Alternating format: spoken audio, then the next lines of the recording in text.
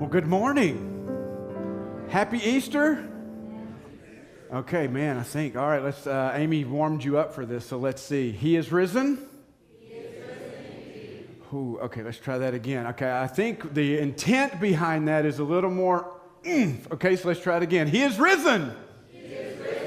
Oh, there we go. That's awesome. Man, I am so glad you're here today. You may or may not know this. Easter is kind of a big deal to Christians and people who follow Jesus. I love the pastors or the people that work in churches, and they go, well, you know, every day, every Sunday is special. Let's stop fooling ourselves. It's a big day, right? I mean, we celebrate something very significant that happened. And so because it's a big day, it makes me nervous. I mean, I'm like, oh my goodness, I don't want to say something wrong. And so sometimes I'll go out and I'll say, okay, what do other preachers say on Easter Sunday? Let's just see if we can figure this out. Because I'm just curious, what's the the right thing to say?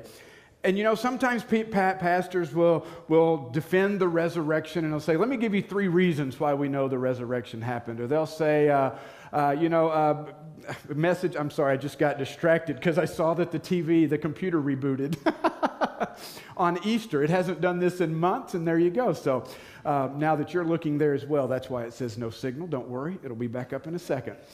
You know, so there's a lot of things that pastors might say on Easter, but a few years ago, I remember listening to an Easter sermon. It's by a pastor in Georgia. His name's Andy Stanley. And he made this statement in the sermon. He said, if a man can predict his own death and resurrection and pull it off, I just go with whatever that man says. And I thought about that, and I think, man, that's a really cool statement. Because that's exactly who we say Jesus is and what we believe Jesus did. And on the surface, it sounds great, and I agree.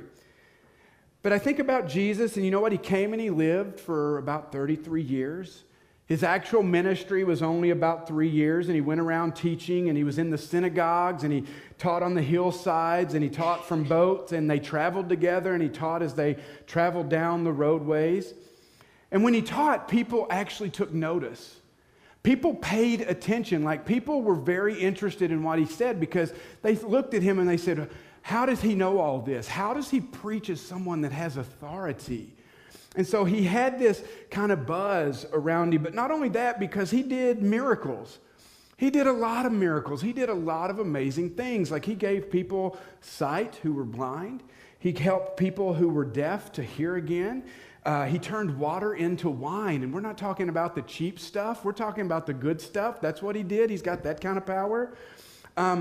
Leprosy, we don't see much anymore, but I mean, skin disease, basically your skin's falling off. He was able to touch people in a culture that didn't want people like that to be touched, and he healed them.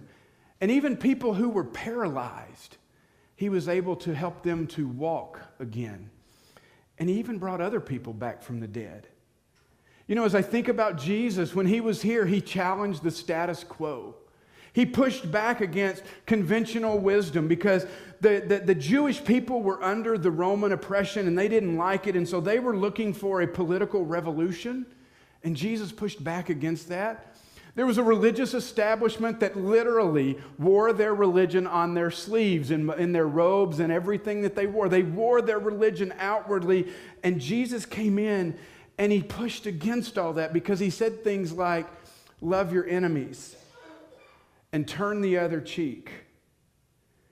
And he talked about a faith that was real, but it wasn't necessarily only because you could see it, but it was seen because it was something coming from the inside. And Jesus harshly criticized the religious leaders who paid more attention to the outside. And Jesus said, stop worrying about the outside, worry about the inside. You see, Jesus did in his ministry predict his death and resurrection. And on that fateful Friday, Jesus was brutally beaten and nailed to a cross until his physical body just couldn't go on anymore. And on that cross, he breathed his last breath and he died. But then something happened. Something truly amazing and miraculous, something that had not been done before, because on that Friday where they had taken his lifeless body off the cross and they put it in a borrowed tomb, his body was there. And so on Sunday morning, his friends The women who had been with him decided it's time to go prepare the body. They couldn't on Saturday. It was against the Jewish custom. So on Sunday, they decided to go, and they have their spices and everything with them in tow. And here they are going off to the tomb. And when they begin to approach it, they see something is off. Because they were afraid somebody would steal the body, they put a big rock in front of it. But as they walk up to that, that rock is moved. As they peek their heads inside the tomb, all they see are the empty grave clothes that they had put around Jesus, and he was not there. And over the course of 40 days, Jesus appeared to people, person after person. He talked to them. He ate with them. He showed them his scars on his hands and his feet and his side. He did all these things. He did exactly what he said he was going to do. And as much as I like that statement from Andy Stanley, to just go with everything Jesus said, I personally can't get around a nagging tension that seems to exist. It sits right within me. I want to go with it, but it doesn't always line up. Because I know sometimes that what I see Jesus say and do isn't what I would say and do, and therefore it puts me in conflict. And I am forced to make a choice. Am I going to go with what Jesus said, or am I going to trust myself? And the tension begins not just with what Jesus said, but it really was in who Jesus was and is. You know, in our culture today, we love celebrities. We love to read People magazine. We see television shows like Extra and TMZ, and I don't know, I really don't watch those. But for some reason in our culture, we have this fascination with celebrity. We're willing to do, anything and everything to follow them. We want to see them on Facebook, and we'll follow their Instagrams and love to see their Insta stories and all this. We want to know everything about their lives. What do they eat? What do they drink? What are they wearing? Who do they hang out with? And we kind of have this fascination. And I never really thought I had this, because I'm like, well, who are you? I don't care. You just have more money than me and you get on television. That's fine. I had a weekly web show called Brent and Ryan in the Morning, and it was awesome. So there you go. Anybody can do it. But this summer we went to, that's right, there it is right there. And that's how most of them went, me looking at Ryan laughing at something crazy he'd said. But this summer we went, my family and I had the opportunity to go to New York City. And before we went, I was able to secure 4 tickets to see Live with Kelly and Ryan. They do an okay job. They're no Brent and Ryan in the Morning, but they're okay. I did walk out of that show looking at my family, because it was me and Carrie and Liz and Hannah. And I said, wow, that's an hour of my life I will never get back. They talk about nothing. If you love that show, okay, be offended, I don't care.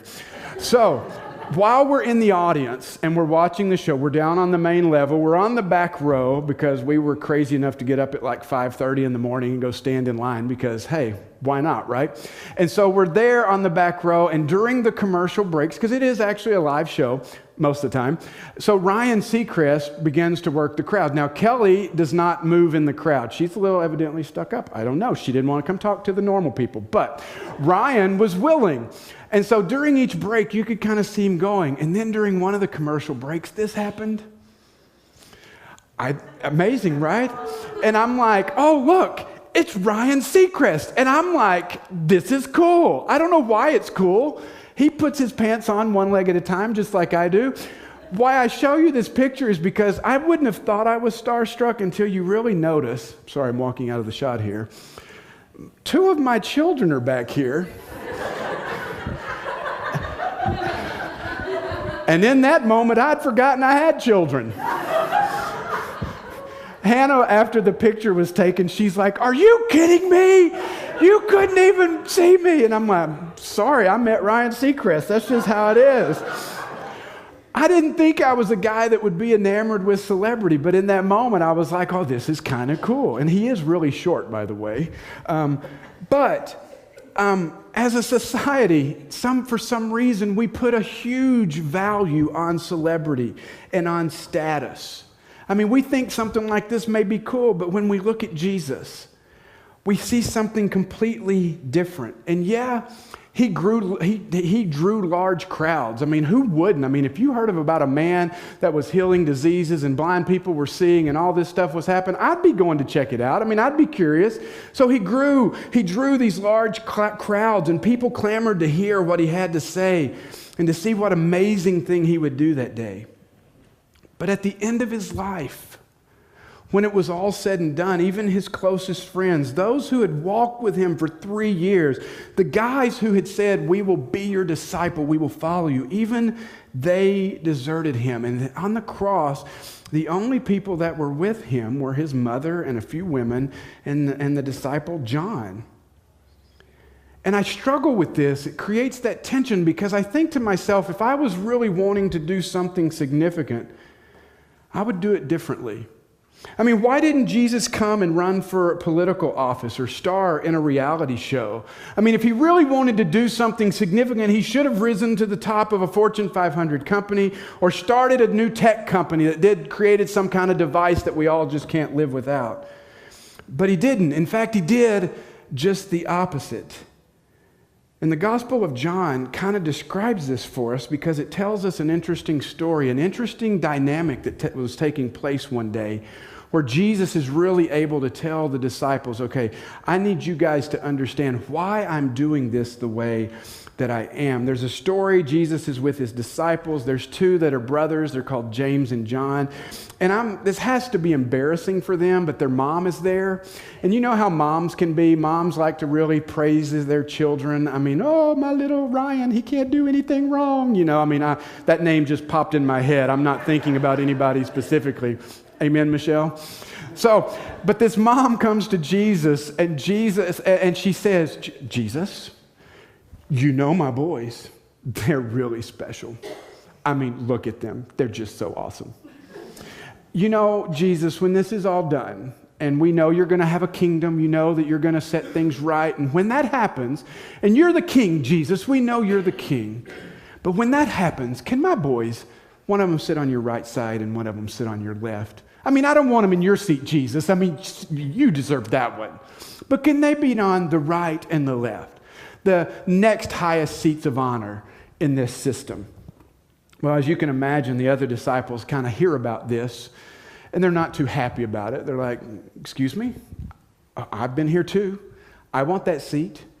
And they're mad. They're ticked off about this. And Jesus uses this as the opportunity to teach them. And he tells them, he says, listen to this. He says, you know that the rulers of the Gentiles, they lord it over them. That's what they do. Their high officials exercise authority. That's how they get compliance. That's how they rule, is it's like under the thumb with power. He says, not so with you. Instead, whoever wants to become great among you must be your servant. And whoever wants to be first must be your slave. Just as the Son of Man, and that's an expression that Jesus would use to talk about himself, just as the Son of Man did not come to be served, but to serve and to give his life as a ransom for many. Now, I put myself in these stories sometimes when I read them because it helps me. And as I'm listening to this story, I can imagine being James and John or Peter or whoever and just kind of going, what? What'd he say? Slave? I didn't sign up to be nobody's slave. Servant? Who's he talking to? Is he talking to me? And I can imagine that in that moment, the disciples are kind of chattering among themselves to kind of say, I thought we were going to organize a political party, that we were going to make Israel great again, or take our country back, or whatever you want to say. Nope, that's not what Jesus was talking about. Sorry, I didn't mean to offend anybody there, just thought it was funny. If you didn't think it was funny, you take politics a little too seriously. If there was ever anyone in life who had the right to walk into a room, to walk into a setting and say, get me a cup of coffee, be Jesus. I mean, I like to think I'm pretty high and mighty sometimes, but my staff keeps me very humble. They're like, get your own coffee. But Jesus was the guy that created this all. He's the guy that put it all together. He's the guy that was coming to rule and to reign. And if there was anyone in the world that ever existed that could walk into a room and say, take care of me, it's Jesus. And Jesus says, that's not what I'm here to do. In fact, he didn't come expecting anyone or everyone to wait on him. He came to wait on everyone else. Think about that. He came to wait even on you, to the point of laying down his own life. He uses this word ransom here, and I think it's important for us to understand this word because it literally means the price of release.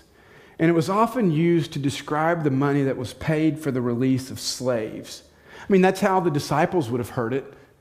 You're a ransom for who? And again, to be called a slave, it's like, who are you talking to? I am nobody's slave. I'm not bound to anything, anybody. I'm my own man. I can do my own thing. I'm free. And Jesus talks about this because he wanted to point out, he says, look, we all serve something. We all are a slave to something. Maybe you're a slave to yourself, your own desires, the sin that lives within you, or you could be a slave to Jesus because everyone serves something. In fact, over in John chapter 8, Jesus is talking with a crowd one day, and the very famous verse, many people probably heard it before, the truth shall set you free. Jesus makes that statement. But in that whole exchange, Jesus is talking about freedom, and the crowd is angry.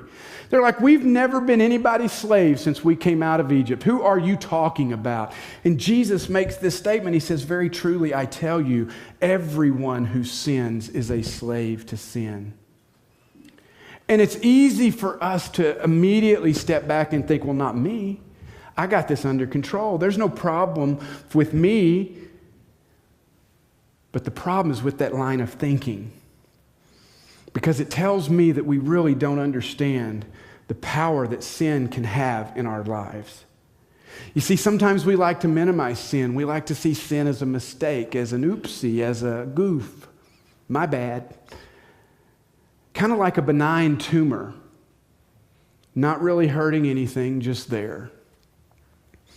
But unfortunately for us, what Jesus says is, it says, look, sin is not a benign tumor that it just exists within you that's not hurting anything. It's the malignant kind that left untreated will eventually consume you. You see, sin is what separates us from God. Sin is what pulls us from God.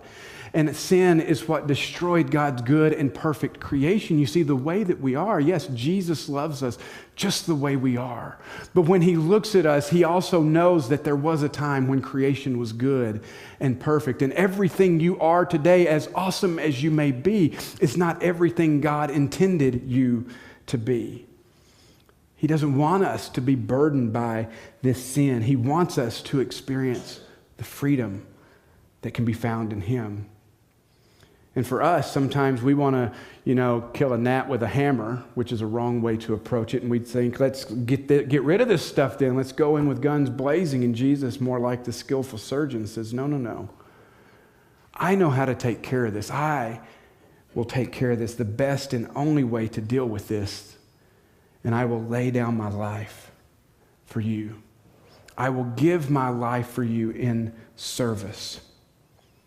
Now, it's always a question for me, and I think it's important to ask, because why couldn't, if this is God's creation, if it's his system, why couldn't God just take the magic wand and go, forgiven, woo, everything's done, gone? Be nice, wouldn't it? Like a magic eraser on your life, like, woo, that's gone. Doesn't happen that way. Why? Because forgiveness always comes with a price. I've used this example before, but I think it's powerful. Let's just imagine I'm coming to your house. Some of you are freaked out right now. Oh my God, the pastor's coming over. Why? What have I done? No, it's a good visit. We're going to just have tea or something. It'll be fine. But I'm driving to your house, and on the way there, something happens to my car. My brakes go out, and my accelerator gets stuck. And for some unknown reason, the only way I know to stop this car is to run it right through your wall. And I land my car right in your living room. And we get out of the car, and you can tell I haven't been drinking, so it wasn't like that kind of an accident. But you look at me, and you're thinking, okay, what happened? And we get the car tested, and it's like, yeah, man, the accelerator was stuck, the brakes were cut. What happened here was a mechanical failure. Brent, you really did nothing wrong. And you could look at me, and you could say, I forgive you. And I'd be like, thank you. But in saying you forgive me, what you're also saying is don't worry about fixing the mess. Don't worry about putting up the wall and putting up the sheetrock again and the insulation or replacing the furniture and all these things. Don't worry about the incredible cost, because you're saying, I forgive you. I'm taking the cost, the burden that's upon you to correct this, and I'm putting it upon me. So you are forgiven. And that is the perfect example of what happens to us in Jesus Christ. You see, sin was the car that ran just right through humanity, and it left a huge gaping hole. And yes, God could have gone, you're forgiven, but that didn't take care of the problem. So Jesus said, I will forgive you. And that big gaping hole, that mess that was left, the price that had to be paid, he said, I got it. I'll cover it. It's on me. I think we have to understand that sin is very deadly and devastating. And Jesus says, I got it. I'll pay that price. I'll pay that debt, that ransom for you. You see, I would want Jesus to come in power. I'd want him to start kicking rear end and taking names, and he doesn't. He comes as a servant. He comes as a servant instead of a sovereign. It's not how I would have done it. And even though Jesus predicted his death and resurrection, and I look at that and I say, yep, I need to just trust anything this guy says, I look at it and I go, but can I really trust that? Can I trust that salvation comes from a servant? That's the first thing. The second thing is just this. If it's in laying down his life as a servant that Jesus brought forgiveness in sin and freedom from sin, then why are we celebrating Easter? What is this day all about? And I think this day shows us the rest of the story, because Jesus calls us to do exactly what he did, to lay down our lives. Why? Is it just about being weak? Is it just about letting everyone else get their way and us being doormats and being walked on? That's another tension that exists that we have to wrestle with. You see, there's all kinds of phrases that I think we memorize sometimes. I was looking some up. 2 wrongs don't make a right. We know that one. When the going gets tough, the tough get going. Yesterday I heard this. They don't make Disney movies about people that were always ahead. You know, I think those are important phrases. Here's another expression for you to remember. You can only find resurrection when something has died. You can only find resurrection when something has died. You see, Jesus died on the cross, but he didn't stay dead.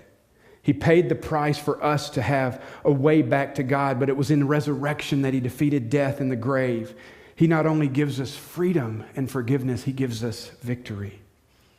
But in order to experience that, we have to do a little dying ourselves. And I'm not talking about physically dying, but a willingness to give up some things.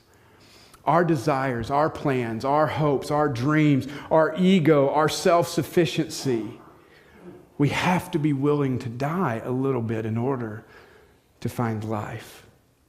In Matthew chapter 16, Jesus tells the disciples this. He says, whoever wants to be my disciple must deny themselves and take up their cross and follow me. For whoever wants to save their life will lose it, but whoever loses their life for me will find it. What good will it be for someone to gain the whole world yet forfeit their soul? Or what can anyone give in exchange for their soul? See, Jesus is telling us right there, there's always something vying for our attention. There's always something in our lives that looks shiny and sparkly. And with my ADD, I'm always attracted to that squirrel. Yes, I mean, that's what happens. And Jesus knows that about us. There's always going to be something that says, give your life for this. But one of my favorite expressions is just simply this. It's going to be very sad when all you've done is climb your ladder your whole life to find out at the end of your life it was leaning against the wrong wall.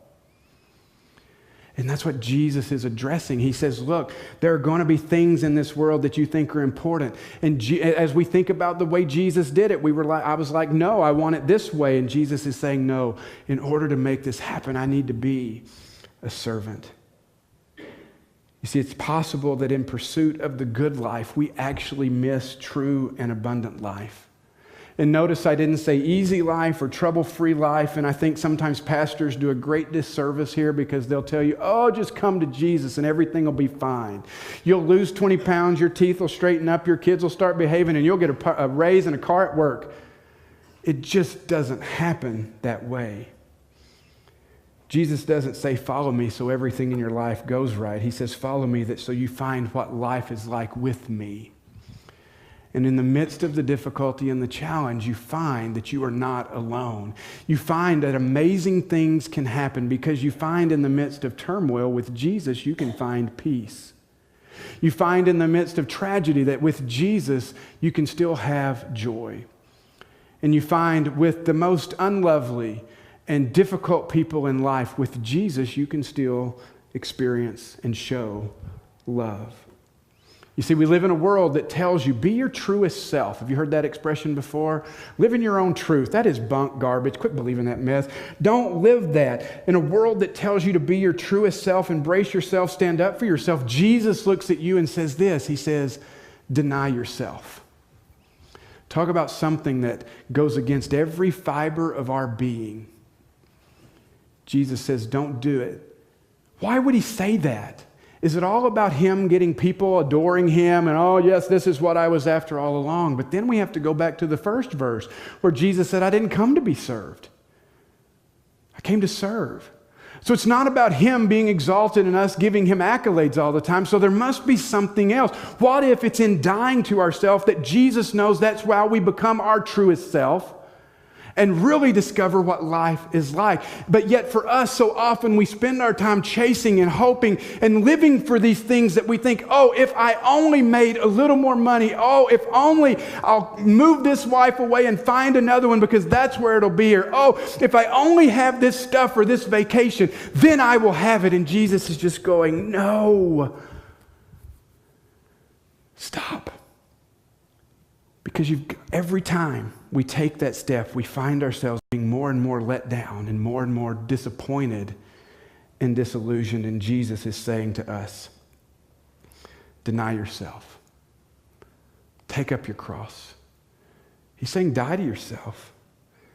And that's that tension that in order for there to be resurrection, something has to die. And I can't help but wonder if sometimes maybe we spend a little too much time doing CPR on things in our lives, trying to keep them alive. Nope, not giving up. And we're just holding on so tight. And Jesus is just saying, let it die. I will be there. I will get you through it. And you'll find life.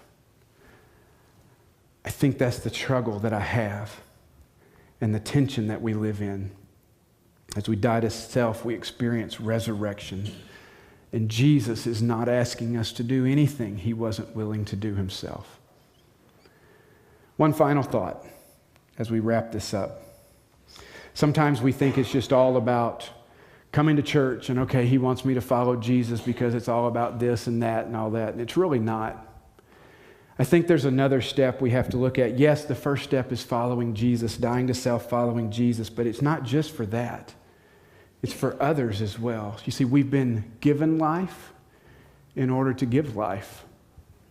In 1 John chapter 3:16, the writer says this. It says, this is how we know what love is. Jesus Christ laid down his life for us, and we ought to lay down our lives for our brothers and sisters. Jesus did this. And I find myself thinking, how often are we willing to do this? Because we think we're willing to die to self for Jesus, but are we really willing to die to self for others? Because I'm married, some of my things that pop into mind automatically go to, how would my marriage be different if? And I thought about that. What if in my marriage that Carrie and I had a competition to see who could outserve the other? What if we didn't worry about getting our own needs met? What if my goal every morning when I woke up was, let me see, how can I serve this person the best? How do you think my marriage would be? Women, you would be very jealous, and you'd be like, I want that man. Don't lie. I mean, there's a lot of reasons. I'm just kidding. But everybody wants that marriage, right? You want that marriage, but we find that marriage hard because why? We're selfish and we want what we want. Take it beyond marriage. What would happen in this world instead of everybody elbowing each other to get out of the way and stepping on each other to get what we want? We modeled the life of Jesus Christ and we said, you know what? I'm going to lay down my life in service to others around me. Doesn't mean we're a doormat. Doesn't mean we just let things fly. No, there's times we have to stand up and speak, but it still means we can do that in being a servant. We've been given life in order to give life. But when we begin to sacrifice for others, I think that's when we truly find fulfillment in this life. There's a lot of tension in following Jesus. Things that aren't as black and white, things that aren't as easy as I would like them to be. Yes, I absolutely believe that Jesus Christ died for me and he rose again on the third day. And yes, I believe that gives him a lot of power and authority, but it doesn't mean that we might not struggle with some of the things he said. And this morning, I've said some things that maybe you're struggling with because Jesus Christ has said if you want to be his disciple, you have to lay down your life and follow him. Do you believe that? Do you believe that Jesus, as the one who rose from the dead, deserves the right and the respect to be able to ask you to lay down your life? And if so, are you willing to do that today? For some of us, we're following Jesus, but we're still holding on to some things.